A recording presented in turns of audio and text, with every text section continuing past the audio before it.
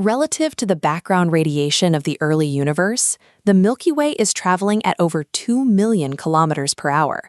This motion is not a localized drift. Our entire galactic neighborhood is caught in a coherent stream, moving together in lockstep. This flow is driven by gravity, drawing thousands of galaxies toward a specific coordinate in the southern sky.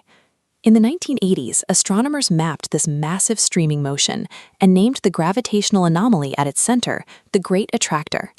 The Milky Way is in a state of continuous cosmic freefall, accelerating toward a massive, hidden destination.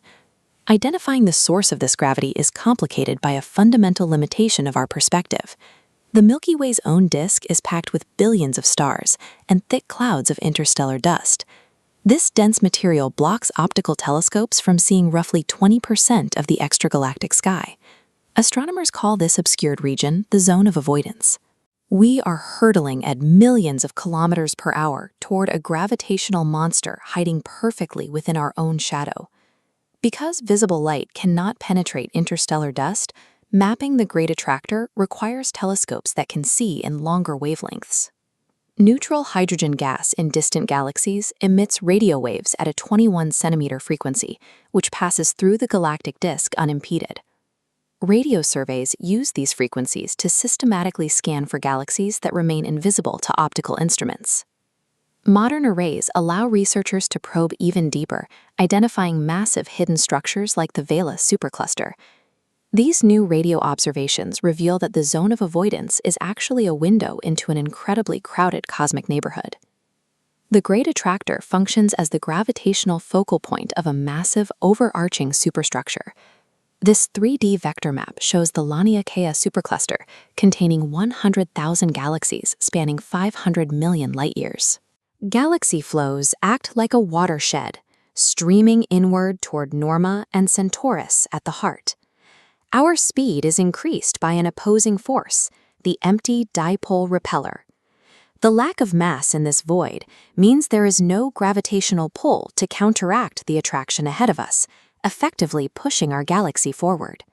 It's a colossal tug-of-war, propelled by absolute emptiness and pulled by 100,000 galaxies. If this motion continues, it suggests a collision.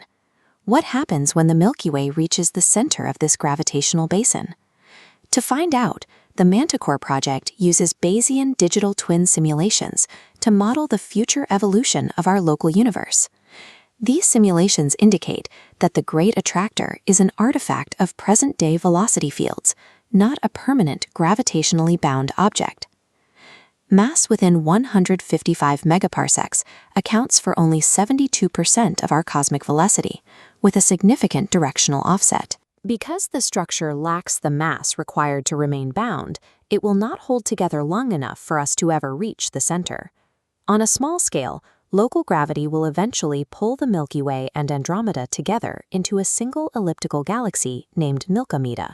But on the scale of superclusters, local gravity must compete with global expansion. Dark energy, the force accelerating that expansion, is vastly stronger than gravity across these distances and is actively tearing Laniakea apart.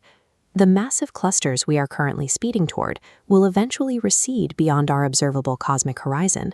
Our final fate is not a crash into the Great Attractor, but an eternal, isolated drift in an ever-expanding universe.